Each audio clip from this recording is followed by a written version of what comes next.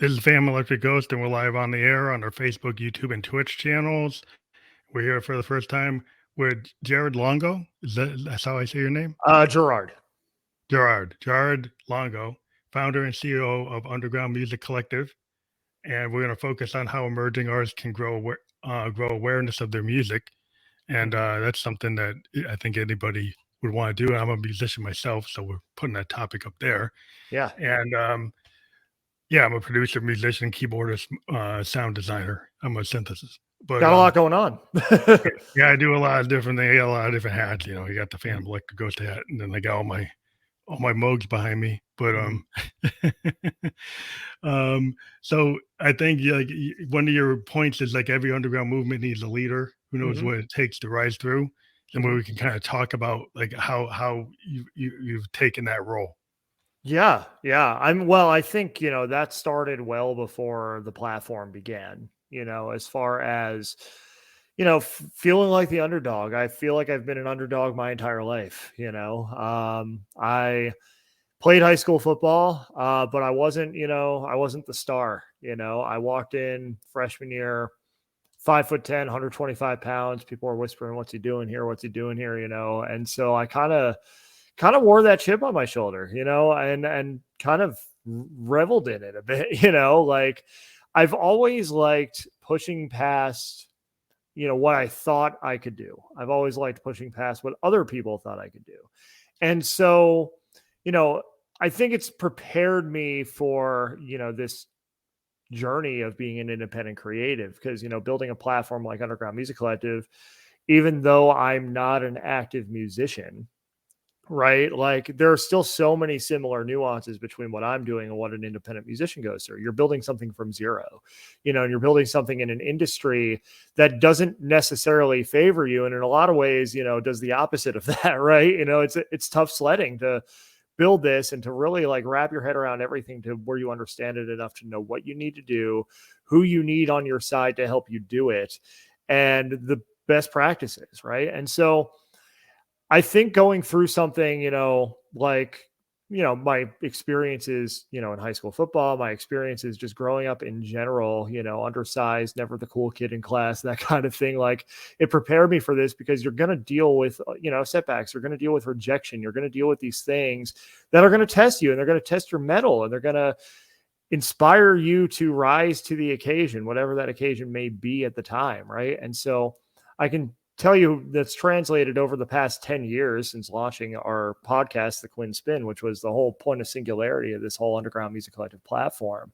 There have been so many times where it's been tested, and where I've been tested, where challenges have arisen. And fortunately, I can say, 10 years in, we've risen to every one, and, we're still here, but it's not just business. It's not just growing that platform from zero, but it's all the life things that'll come at you, right?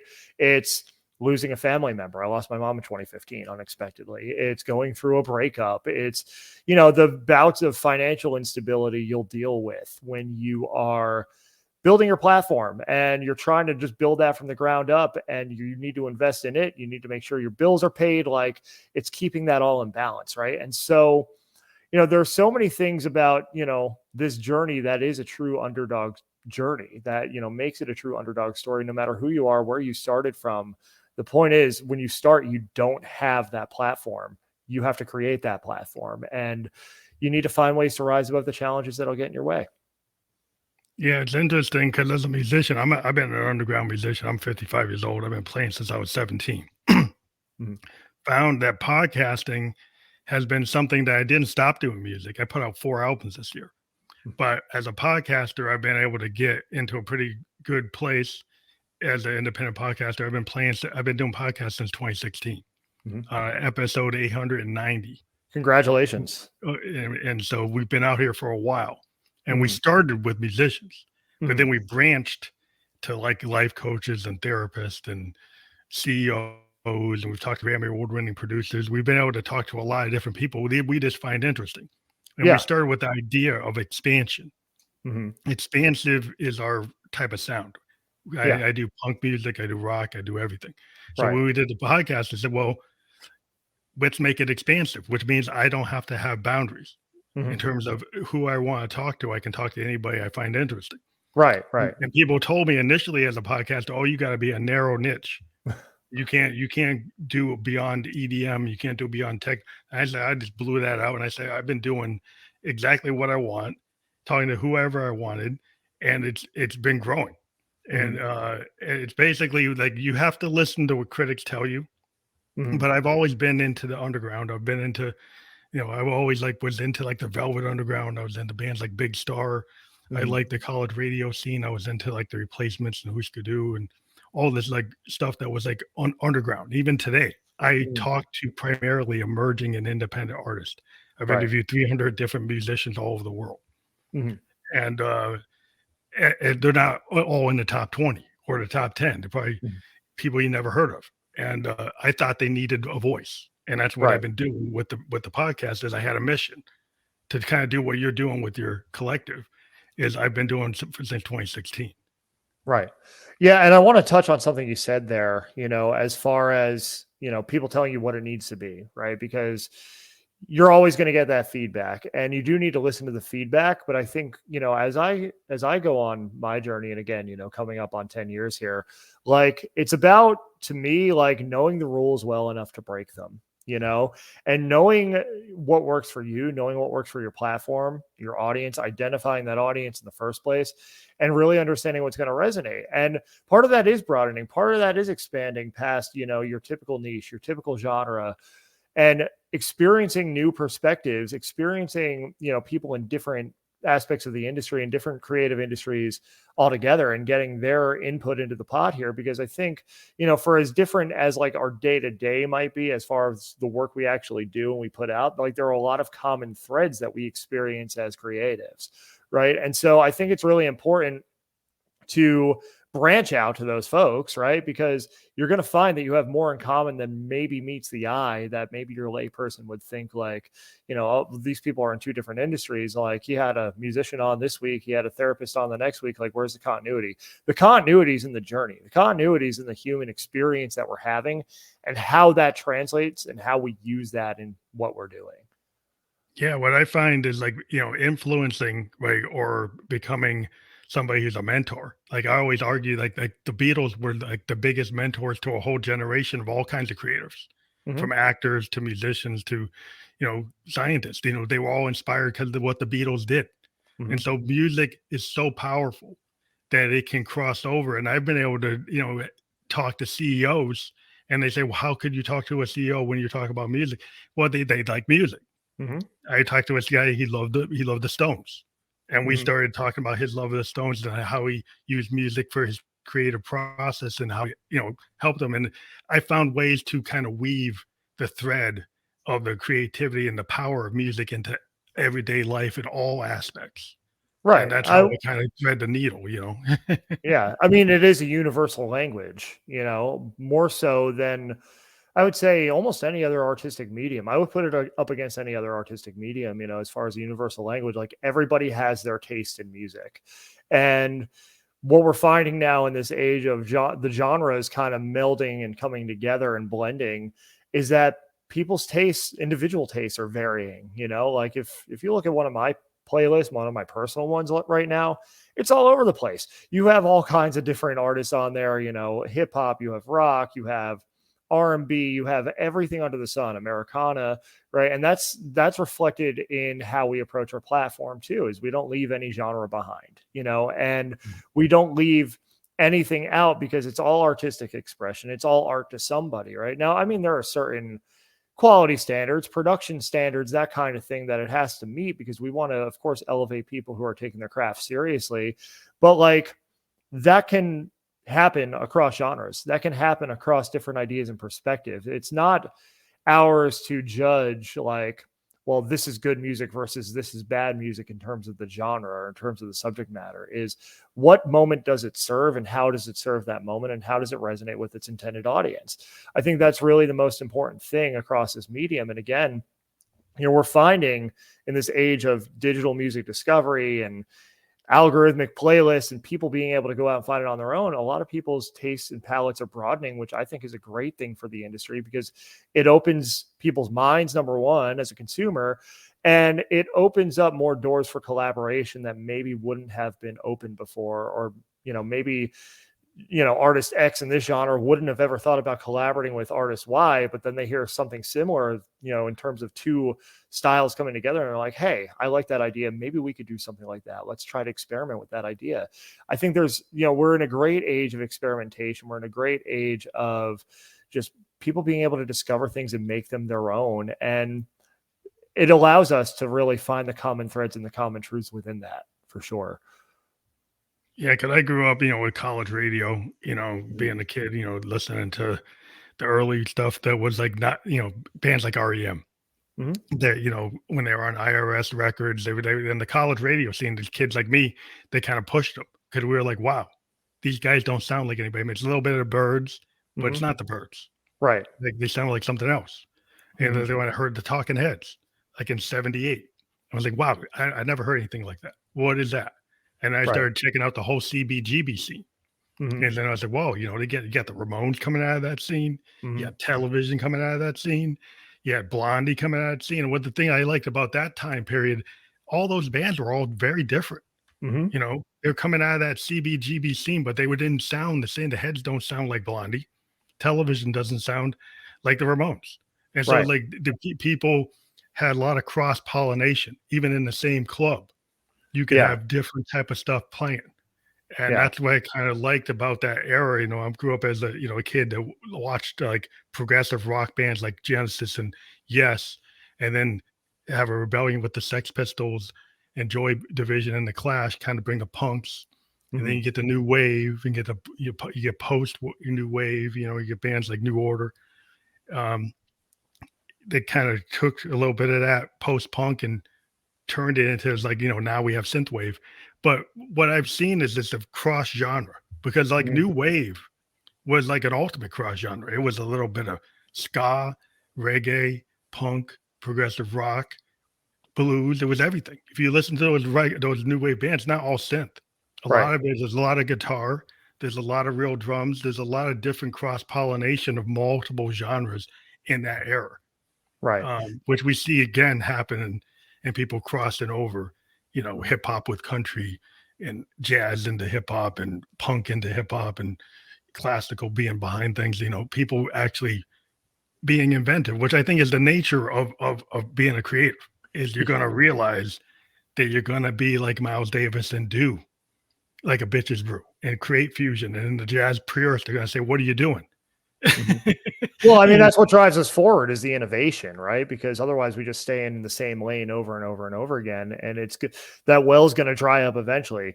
Things always need to push forward, and things always need to become, come out of other movements. Right. And I think too, like, not only in terms of genres, but the world, as it is right now in the 21st century, opens us up to not only collaborate between genres, but collaborate between communities as well. Like there's always going to be something to say for the strong local scene, the strong local community, but local music no longer has to remain local. You can collaborate, being in Nashville, you can collaborate with artists from Atlanta. I see that collaborative relationship occurring a lot, especially in the hip hop and R&B communities. It's only a 4-hour drive, but like there's a lot happening between those two communities. There's a lot happening between Nashville and Chicago, of course, Nashville and New York, Nashville and LA. And what we're doing here now at UMC is like, we're trying to build those pipelines. Nashville's our home base, but there's a reason why when I named Underground Music Collective, and we moved to Nashville in 2018. We were a regional publication before that in Bethlehem, Pennsylvania. We were called Lehigh Valley Underground. But when I rebranded, was getting ready to move here and renamed UMC, I didn't put Nashville in the name for a reason. And although we were adopting Nashville as our new home base, the idea was to be able to branch out anywhere and foster that sense of community, first through our blog content, first through, the reviews, the features, of course, the podcast. We started up the UMC 20 playlist that we release every Tuesday, right around that time. But now we've expanded even further, through educational content, through virtual panels, through our creative agency that we just launched on May 1st, where we have a whole bunch of UMC verified creators of different disciplines who can help you complete your creative projects. So if you're an artist and, you need a new website or you need graphics or photography, videography, you can come to us, and these people will do great work for you for the right reasons. They'll help you achieve your artistic vision. And then it all gets pumped out through our platform, not only here in Nashville, but to anybody who's got eyes and ears on it. So, and that was always the vision, was to have a central hub where people could come and interact with each other, interact with other artists, interact with other creatives, here in other markets. And the way that things are laid out right now digitally, in society, is conducive to that. There's never been a more perfect time to branch out in that regard. Yeah, because I mean, I've talked to a lot of bands in the Nashville scene. I've actually had them on my podcast over the last couple of years. And what I found is like that, when I was growing up in the 70s, Nashville was like the Grand Ole Opry. People are just going to think about that. You're going to think about Johnny Cash. You're going to think about June Carter. You're going to think, okay, that's what that is. But that's not what it is. Because, it's diverse. Anything going on in Athens or going on in like the LA scene or the New York music scene. It's that kind of scene. It's a wide open scene. And I've actually, talked to people from that scene that aren't just country music bands. I mean, they're new wave bands, punk bands, all kinds of bands. Hip hop people. And it's like what I like about the cross pollination of everything is like I've actually done collaborations with bands in like South Africa and people in Japan. And because I'm a international podcast. So what I found is like the world has opened up. Like you can talk to somebody in like the Netherlands or in Iceland or in Latvia and work with like an electronic musician like in that part of the world, and they're kind of syncing up with where my head's at. And you find out, some band on Australia is doing something cool that digs what I'm doing, and they on Instagram they like me.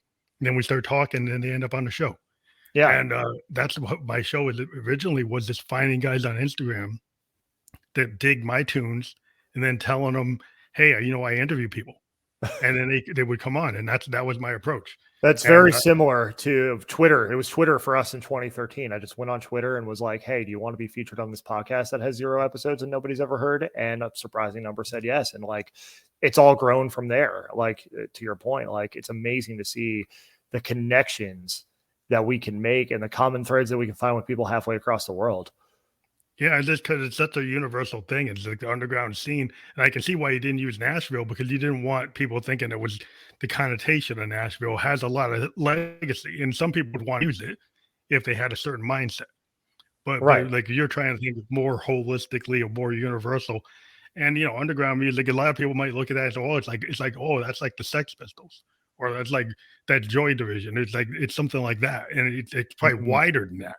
It is. Absolutely. It's, and that's the thing is, I think, I think underground independent has kind of had like this stigma to it that it's just basement shows and punk rock and this, that, and the other thing. It can be those things, certainly, but it can be anything. The point of an underground movement is for its members to eventually rise up to prominence, right? And that's the way we look at it. Is we're trying to create an ecosystem, not just trying. We are creating an ecosystem where folks have that opportunity, right? Where folks have the opportunity to interact with each other, to build community, strengthen numbers, rise up. We are a big proponent here of the rising tide raises all boats. And in order to do that, we have to join our forces together, and I loved what you said about Nashville and what people think Nashville is, because I think Nashville is a perfect place for us to be, because it's a microcosm of this greater industry. People might, pigeonhole it into, well, it's just this or it's just that. In the case of Nashville, people are like, well, it's just country music there. When I was getting ready to move here, people were like, well, I hope you like country, but yeah, that's what they think. I mean, and certainly like there's a strong country presence here, that's undeniable. That's never going away. And it absolutely has and deserves its place. But there's a strong hip hop scene here that's really underserved. There's a strong pop music scene here. There's of course an indie rock scene here. There's a really good R&B and soul community here in Nashville. Jazz. There's everything you could possibly want under the sun. EDM, techno, electronic, modular heads. Like people think, oh, Berlin's like craft work, right? That's if you're an electronic musician, like, well, in order to really get legitimate, I gotta go to Berlin and I got to hang out like in Sweden or Latvia or the Netherlands. I got to go to the Nordic countries because that's where it's really kicking. And it's true, there's certain genres of electronic music there. That's where a lot of people are really active. But you can find people everywhere. I've found people all in corners all over the world doing heavy metal, doing whatever, and doing whatever. It was all rock's dead, and I found this band in Australia that was kicking like a Guns N' Roses, and I was like, wow. Yeah. And just people just didn't know they were there, and they weren't repeating Guns N' Roses. They were like their own thing. Yeah, and I'm like, it's just like what people find. Yeah, and that just reminds me of like when I was launching the podcast at first in 2013. That was a point in my life as a music consumer, as a listener, where I really felt like I needed something new. Like I felt like before I started the show, I felt like I was having a hard time like discovering new music or discovering things, outside of terrestrial radio, right? And what going on Twitter and just like starting to find artists, find bands, have them come on the show, have us feature their music, interview them, it taught me that there's any kind of genre of music you want being made anywhere in the world. It's just isn't necessarily what's in vogue on the radio right now. Isn't necessarily what's in vogue in a certain, location, demographic, and a certain market. Maybe not, but you can find it and it's out there for you. And by being connected here globally, and by building this community, we're giving people the opportunity to find whatever they want. I mean, the UMC 20 playlist we just released this week, again, we update that every Tuesday. It's got everything under the sun. It starts with hip hop and R&B and soul, goes to pop. Like there's a couple, then we slowly drift from electronica to metalcore to Americana. And like, we try our best to like get as much on it as we can, but make it flow in a way that makes sense, or at least somewhat sense. But in a way that represents the whole of the independent artist community, because it's not just one thing or another, it's not just one location or another. And, locally speaking too, I mean, there's nothing wrong with being proud of where you're from and setting up a good home base. But like when you limit yourself to that, that you're limiting the opportunities that are out there for you to connect to other people. I just remember, when we were Lehigh Valley Underground in Pennsylvania, hour north of Philly, that's the region of Pennsylvania in Eastern PA. It's called the Lehigh Valley. We wouldn't get a whole lot of submissions from outside of that area. Maybe we'd get a Philly once in a while, or Jersey, maybe even New York. Yeah. Once in a while, we'd have a publicist from Nashville reach out if their artist was coming through the area.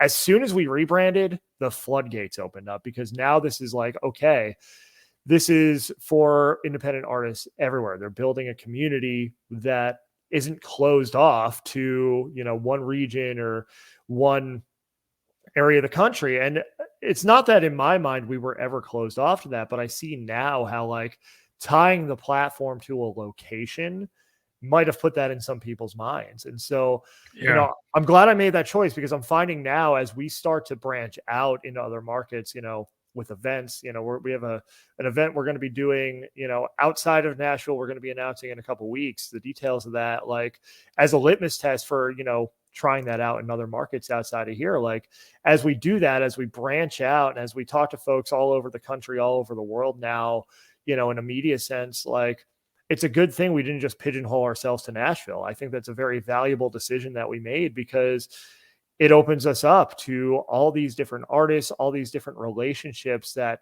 in turn help grow our platform and support the community that we support. So I feel like, approaching it in a global kind of limitless mind frame is the way to go, especially with technology connecting us more than it ever has.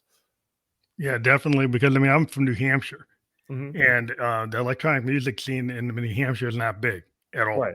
Mm-hmm. And so I can't locally really kick with my region.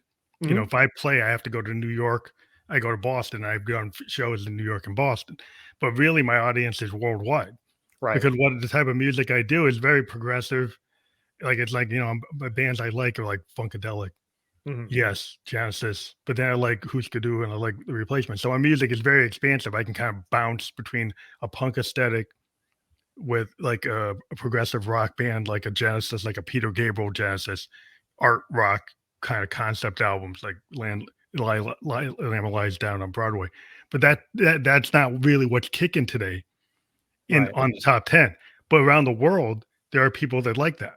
There are people that dig that type of sound. And so just because your local area dislikes like Neil Young Mhm. or dislikes folk singers or dislikes like grunge rock, or like you don't have to be limited to your local area when you go onto the net or you jump into a collective like yourself, because then you can branch out beyond. Mhm. And that's what I've been able to do is people are surprised, like, wow, Mhm. they don't even imagine I would be from like New Hampshire Right. based on what I'm doing, Right. And I because think it doesn't sound like it. yeah, and I think too, like as an original artist, like keeping in mind that in most markets in the country, original music's a tough sell regardless of the genre. I think of, and I love Bethlehem, I love the Lehigh Valley, but like the thing with it was like the cover scene tended to dominate. And the Yeah, original music, like in terms of the artists, like finding paying gigs, number one, it could take years to build to that point where like, a venue's ready to give you a recurring paying gig to play your original music in a market, that size, or in most markets in the country, honestly. It can be tough. And also like it can be a challenge to find the industry resources if you're just limiting yourself to your locale and your locale isn't known as an industry town. I think a big part of the reason, you know, why I came to Nashville in the first place was because I wanted to learn the industry, and a lot of places have great scenes, but don't necessarily have the industry infrastructure to where you're going to be able to grow and connect your music, and build the relationships, for your music or for your platform to ensure its scalability and long-term success, not to get all businessy on you, but like, yeah, it benefits you to think beyond that, especially as yeah, an original artist, because, even if your location, even if your local scene is really strong and supportive of original music, it might not be for your genre, or that audience in itself might be limited. So it's always good to keep those broad horizons for yourself, because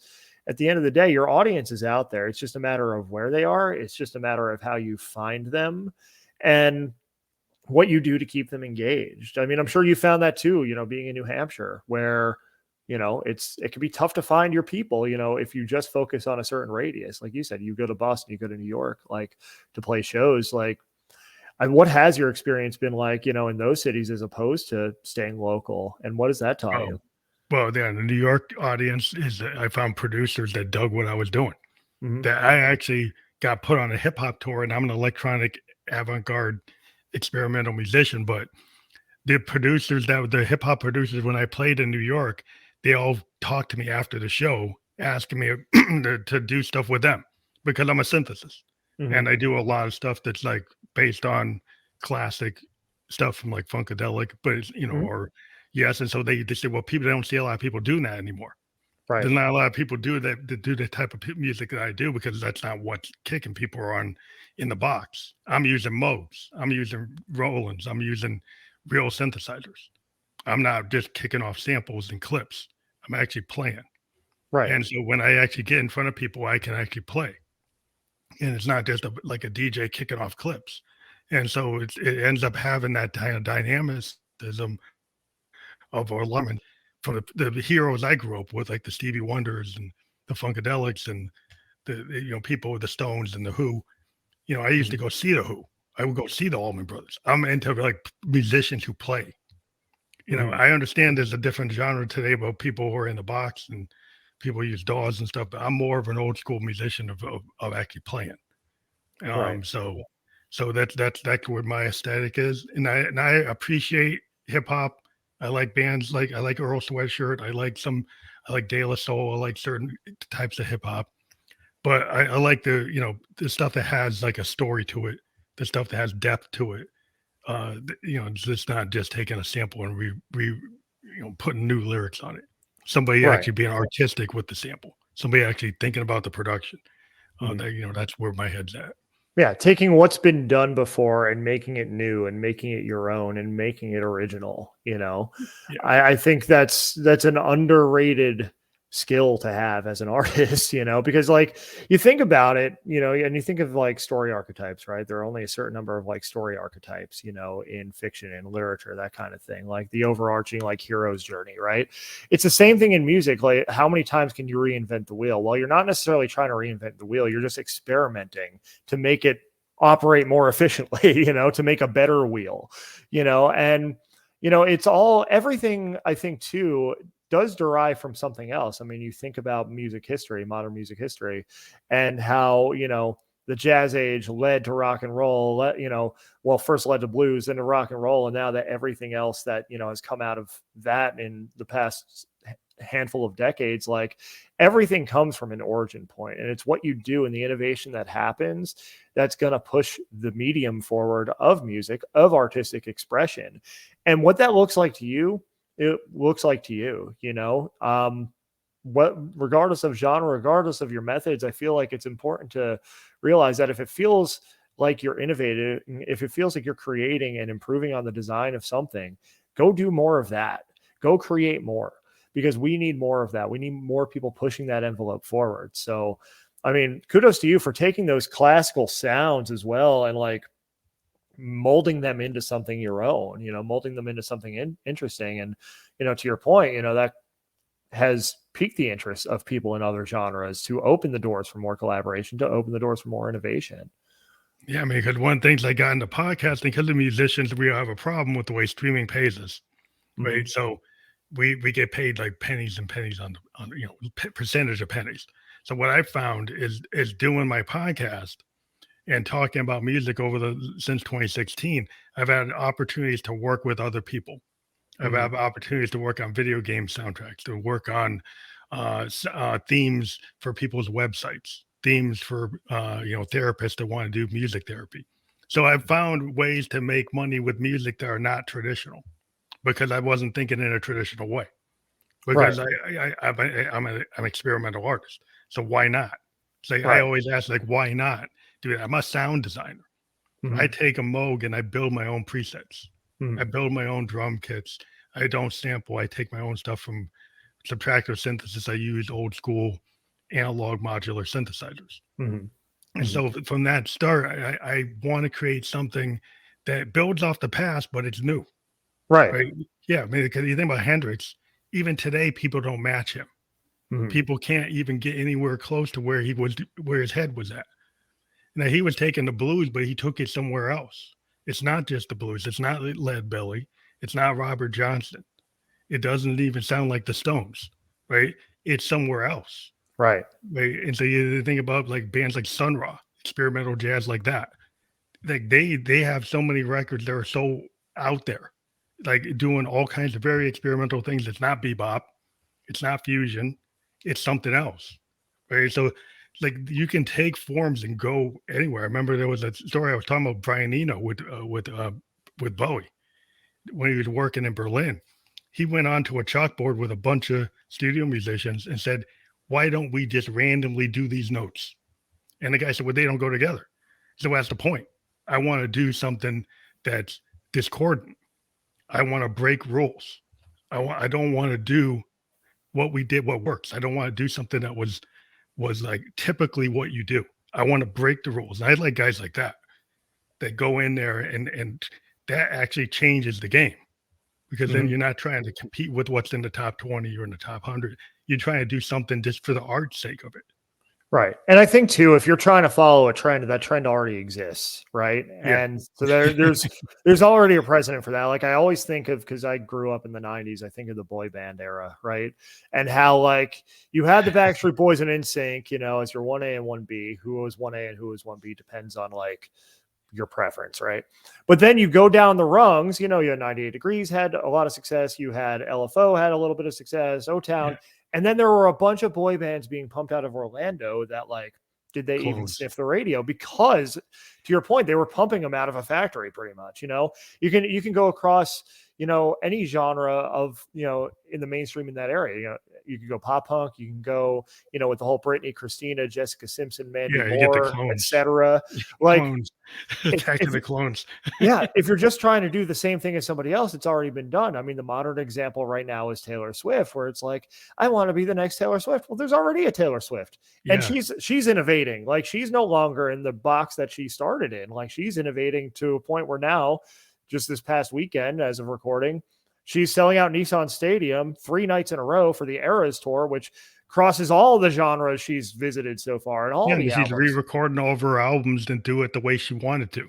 Yeah, right? yeah, and then she's willing to like go out and just play her guitar, yeah, or do like a Beyonce dance like Mhm. routine. She's Yeah. kind of like all over the map, but that's kind of where the old stars we saw, like the Freddie Mercurys, Mhm. like the Princes. Prince was like famous. I used to go see him. I went to Paisley Park. He was famous for not playing his hits. Yeah. And he personally said, "Well, I'm not 24 anymore." I was at Paisley Park one time, and some guy yelled "Purple Rain." He said, "Hey, I'm not 23 years old anymore. Right. You're not going to hear Purple Rain tonight. Right. You can leave if you want to, but we're playing something different." Like, and he was into his like power trio mode, where he was channeling like Hendrixian type of stuff. And I actually saw him play in his studio that he had set up for fans to come in. I was a crazy fan. We sit there for 3 hours waiting for it to come out, and he just come out and play this like Santana Hendrixian power trio stuff that I always knew he could do. And it seemed like, well, that's what he seems to really love doing. Like, he loved doing that, but he's a pop star, but he was a very experimental pop star that was willing to do stuff that people weren't expecting. Yeah. And I think that's where people don't have the imagination to like challenge things like that. Yeah. Well, I think like, as the artist being in that position, you're in a tough position. You've got to make things interesting for yourself while also knowing that people want to hear the hits. Another example that I think of is Bon Jovi. There was the When We Were Beautiful documentary, which came out between the Lost Highway record and The Circle. So it was documenting that whole 2008 tour, the world tour, when they were like at the height of their powers, touring all over the world, selling out stadiums, this, that, and the other thing. And there's a scene, because they played one of the free shows in Central Park in the summer of 2008. And there's a scene where they're backstage and John's like looking at the set list. He's like, okay, what's the audience that we have?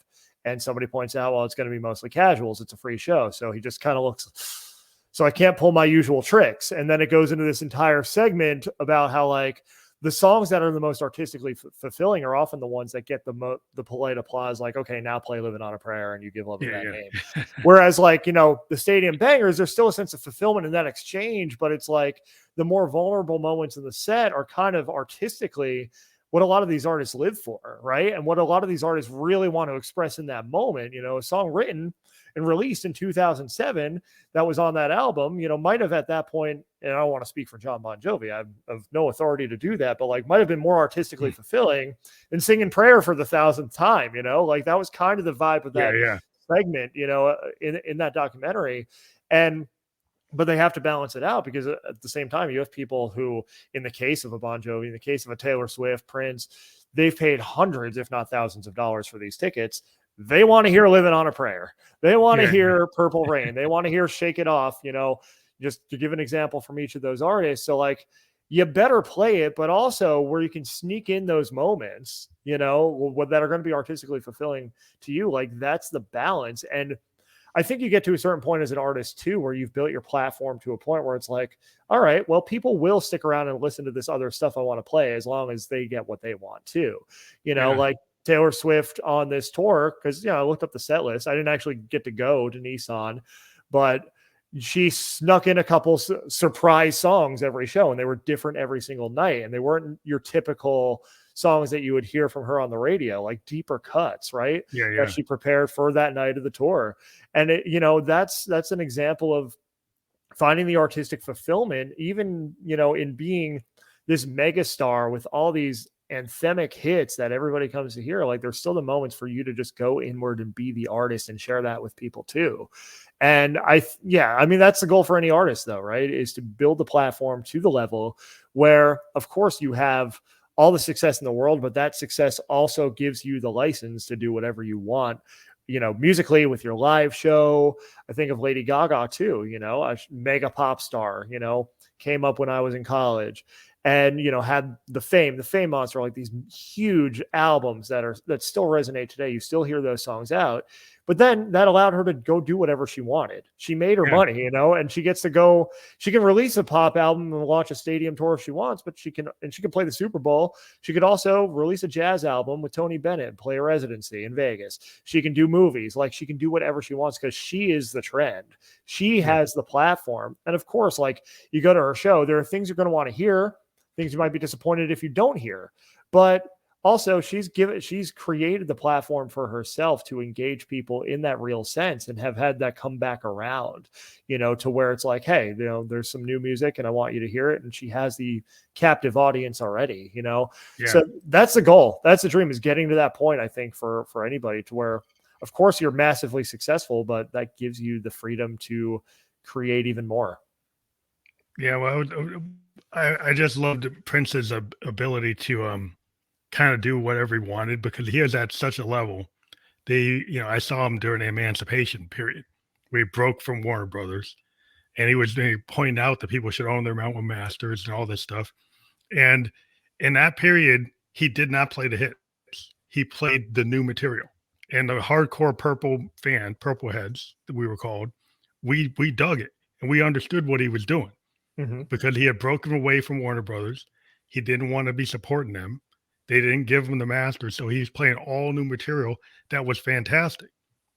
And so we had hardcore fans. I saw him in Boston during the Emancipation Tour, and that was no 1999, no Purple Rain, nothing. He was doing exactly what he wanted. He was doing like he was almost like an independent artist, doing brand new material that you never heard before. Now, some people might say, "Oh, I don't like that," but as an artist, I dug where he was, and I got what he was doing. Right. You know, right. And you're always going to have those people who fall off, right? You know, how many times you hear, it was better when they just played the old stuff, or they should just go back to playing the old stuff. You hear that with anybody who's been successful and been in the industry a minute, you know, like and especially for artists who have evolved their sound past what it originally was. But you have to evolve creatively, not only, you know, to adjust to the times and adjust past a particular trend that might have been in when you first got your break, right? But to keep yourself fulfilled and to keep it interesting for yourself as an artist. You know, I think of, you know, so many of my favorite artists and favorite bands, like their sounds have evolved over time, you know, to where if you listen to album number 1 and compare it to album number 10, it's like, who is this band? They're totally different, you know, like I think of Our Lady Peace up in Canada. They're from Canada. They've had a couple big hits down here, but like they came out of the post-grunge movement. That first album, Naveed, is like straight up post-grunge, you know, like with some very interesting, intricate instrumentation, especially in the rhythm section, I will say, you know, but now they've evolved to more of this like art rock, like dance rock kind of project on their most recent album, which is Spiritual Machines 2.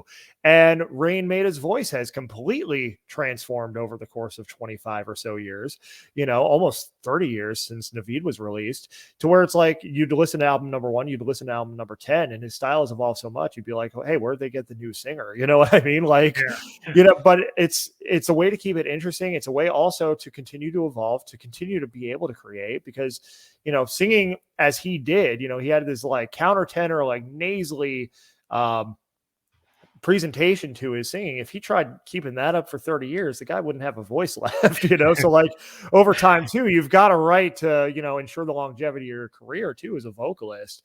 But overall, like, you know, artists have the right to evolve. Artists have the right to continue creating, right? And creating what they want. And, you know, the people that connect with that, and the people that are in, you know, for lack of a better term, like the true fans, they don't come to an artist, in my opinion, for like a particular sound or, you know, a particular trend. They come to that artist because something about that artist connects with them on a deeper level. Yeah. And music is the vehicle for that, right? Like you use the example of Prince. It's like you picked up what he was putting down. Well, there were some people that maybe just knew a couple Prince songs, and they paid money to come to the show and hear those couple songs that they knew. You're always going to get that. But the true fans, you know, and for artists listening to this, like, focus on connecting with your true audience, the audience that resonates with you and your story and your values and your beliefs and everything about the essence of who you are. the art, the music is merely a vehicle to communicate that stuff, right? I think that's where you find bands like the Grateful Dead and Fish, and you get bands like Wilco and the Radioheads. When they perform their songs differently almost every time, Mm-hmm. right? And their fans get it, right? So when they do it, it's like you could go see Fish every night, and it's a different kind of version. It's like the way the Dead used to play. Mm-hmm. Like when you go to see Funkadelic, when Funkadelic was in its heyday back in the 70s, Mm-hmm. right? You would see them actually perform these kind of free jam sessions, and it wasn't the same every time. You could Yeah. hear the Mothership connection, but the way they did it was different. Just like Right. when Hendrix played, he could go, you could watch, listen to tons of Hendrix concerts. He never played the stuff the same way. Right. He Right. played it differently all the time. So there's something about like George. I think Jim Morrison said when he was getting left the Doors and was going to be a poet, that he was very disinterested in the pop audience because he said they just want to hear "Light My Fire" over and over. Mm-hmm. And he was Right. a very creative person, and so he wasn't really buying that. He didn't really like it, and at the Right. end, he kind of rejected it. And so you have to kind of decide what you want as a musician because there's a certain audience that's going to want you to do that repetition. Right. And then you have to find out, like I like about Springsteen is he goes and does these concerts, but it's kind of how he presents it. And Mm-hmm. he kind of reimagines his music. Mm-hmm. And so how he gets presented, he's able to get away with doing it different. Yeah. It doesn't sound the same. And Mm-hmm. and he's able to kind of present his songs that people feel familiar with, but he has the ability to present it however he wants. And to weave it together too. And I think that, especially when you have that kind of longevity of a Springsteen, of a Bon Jovi, I think of Dave Matthews too, where like Yeah. I have a friend, my friend Dan, he's seen Dave Matthews 41 times, 41 times. And I think maybe he's only heard Ants Marching, which is probably their biggest hit, maybe aside from Crash, only a handful of those times. The set list is different every night. And the way the songs are played are different every night. And it's really how you weave these different eras of your artistry together. And yes, there are going to be some people who just kind of leave that alone and don't want anything to do with it. They came here to hear a certain thing, play the songs I like, or I won't be happy. But then there are your truer fans who connect with you and who connect with who you are as an artist, who connect with your artistry itself. And at the end of the day, those are the people that are going to be there, and they're going to at least give every project a listen. They're at least going to, buy the tickets. They're going to buy the merch. They're going to support you however they can, because it's something about how you've connected with them, how your music has helped them versus, oh yeah, this is the place to be tonight. This is the thing to do. Let's go hear some hits. That's what I liked about Bowie, because Bowie, he took theater. Mm-hmm. He took the idea of theatrics and made it part of the music. Mm-hmm. And then he purposely changed his identity with every project. Mm-hmm. So it wouldn't be the same. Right. So like once he switched out of Ziggy, you're not going to hear Ziggy songs that much anymore. Right. Once he got out of like Aladdin Sane, he wasn't doing that anymore. He would change these characters, and then these characters would be the theme. And people bought it because he brought the theater, he brought that stagecraft. Right. Like the Lady Gagas can do it. When you can channel that kind of Madonna level, Prince level, Michael Jackson level theatrics, then you can create a character like Bad versus Thriller.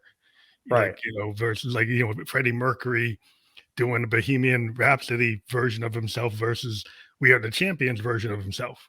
Mm-hmm. It's a totally different version of himself. Right. It doesn't look the same at all. And, so he could channel that through his character. I think that's when you get the people to actually believe in your stagecraft, because you the actor part of being a creator. I think that's very important to a lot of modern musicians to understand how much theatrics is part of the music. Yeah.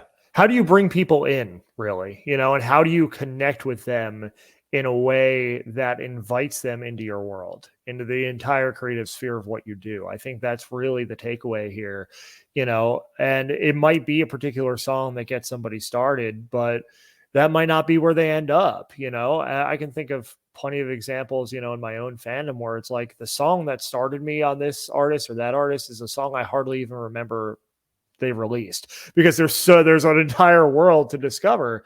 And then you hear that song, it's like, oh yeah, I remember where my journey with this artist started. But like being able to dive into that world, is I think contingent a lot of the times on the way that the artists themselves can engage you can engage you at this like human molecular level and bring you in, you know, to their entire world. And that is the persona. That is what they put forth and what they represent, regardless of era, regardless of, you know, sound, regardless of what costume they're wearing at the time.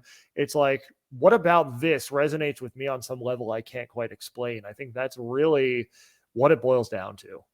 Yeah, I was very much into like Pink Floyd and Pete Townsend rock operas.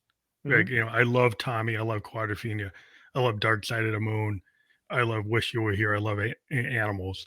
And, you know, being a child of the 70s, I would get the vinyl and I'd listen to those Pink Floyd albums all the way through. So I'm a child of the 70s, so everything I listened to was album oriented. So I'd listen to Tommy all the way through, Quadrophenia all the way through. So we're kind of living in an age where people don't do that as much.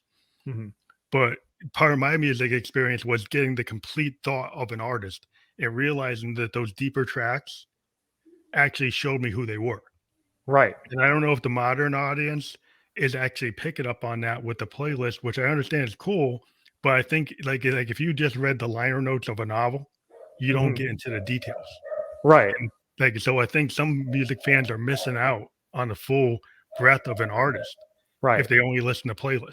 Yeah, I agree, you know, and I think too, I think it depends on the artist, you know, it depends, you know, the effort that they've put in to bring people into that world, to bring people into those lesser known tracks, those deeper cuts, and how they use those songs to serve the story, I think is important too. And sorry if you're hearing a dog barking in the background. Okay. I have a dog sitting right now.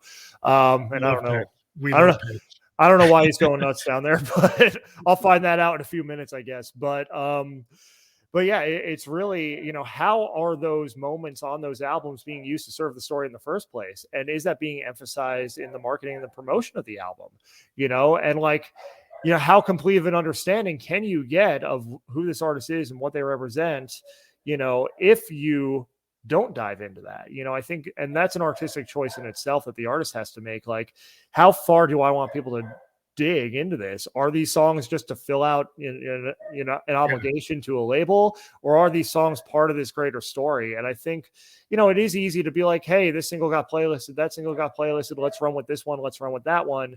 And a lot of what the industry tells you to do is that focus on singles, focus on, you know, one thing at a time, short attention spans, regardless. But then you look at somebody like a Taylor Swift and you look at how many streams every single song on Midnight's has. And because it's like, she thinks like an album, is an album oriented artist. You know, like if you think about like some hip hop guys like Kendrick Lamar, like if you think about Kendrick Lamar, you think about Tyler, the Creator. When people get into his work, they get into the whole thing. Like you usually get into a Kendrick Lamar album, you listen to the whole thing.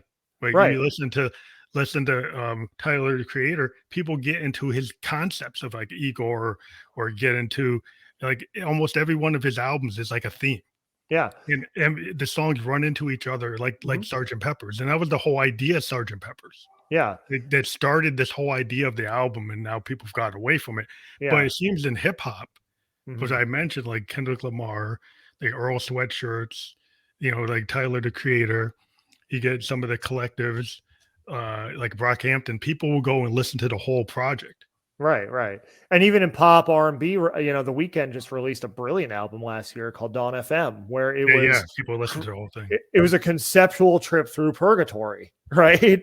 And like that was the concept on the album. You know, there were narrations from Jim Carrey throughout the album, but the tracks bled one into the other. And what I really appreciate about that album too is he had grown so much as an artist in terms of his subject matter too, and in terms of, you know, just the way he approached these, you know, relationships presented in his lyricism, you know, on that album, as opposed to maybe previous projects. I really enjoyed that album for the composite, you know, experience that it was, you know, and it walks you through, you know, these different kind of movements and these different moments on your journey through purgatory. Like the whole idea of Dawn FM is it's the radio station you listen to on your way through, you know, cruising down the river Styx. You know, I like artists that do that because I like to get drawn in. Because, like I said, I'm a child of the '70s, and my natural state was 8-track or vinyl.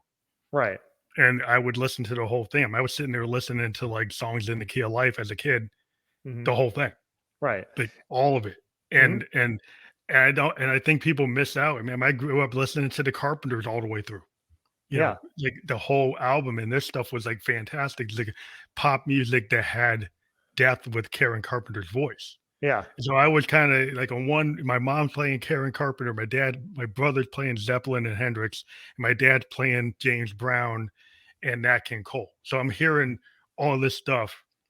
My younger brother, he liked like punk. And so like everybody in my family likes something different. So that's why I got this very eclectic point of view, because I was like, wow, it's all good. And then I would read Rolling Stone and Spin magazine and look for the top 4-star, 5-star records and actually seek them out. Right. So I always, like, on my podcast I do on audio podcast, I always tell people about an album I think they should check out. Mm-hmm. And it's just something I think is cool. I just do a podcast and tell people about like big star #1 record, Mm-hmm. or go tell people to go listen to Neil Young's Time Fade Away and kind of give a reason why. Yeah. And I just think people kind of need to have a little bit of a music education and somebody to kind of lead them to maybe check things out Yeah. that they wouldn't normally do. Yeah.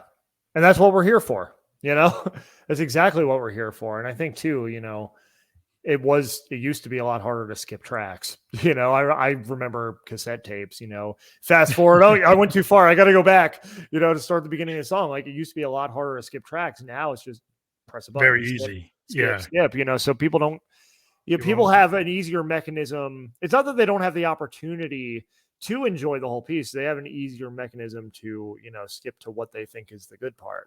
But that doesn't mean that the parts they're skipping aren't also the good part, So I think the problem is the audience today versus when I was a kid.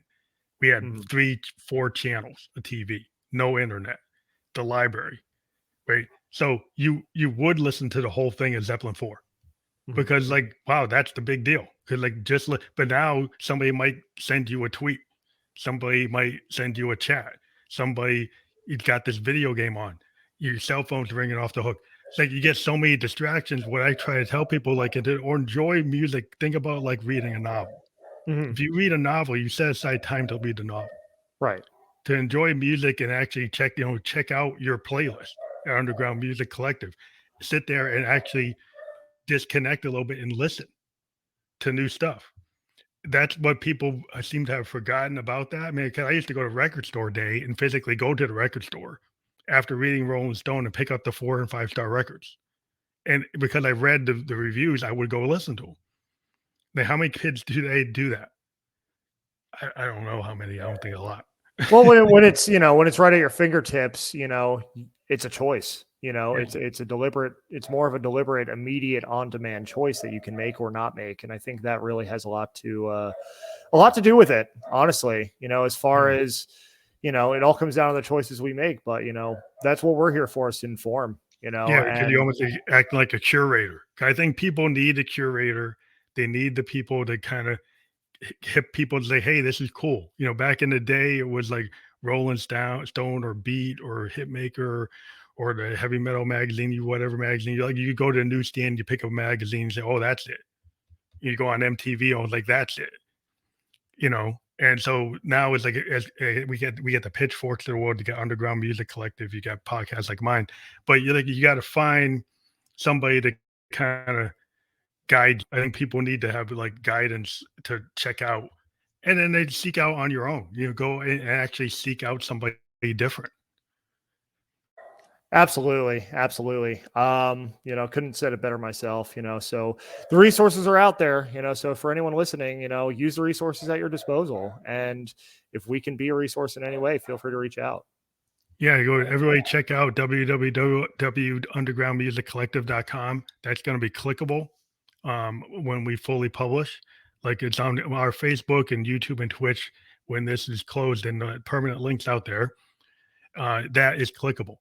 So we always tell people, like, when we have a guest on a podcast, check out the links we provide. They are clickable. Then you can check it out and fully engage with what we're talking about tonight, is actually, loving music and having a passion for, like, because I hear people say, oh, there's no good music today. It's like, are you really looking for it?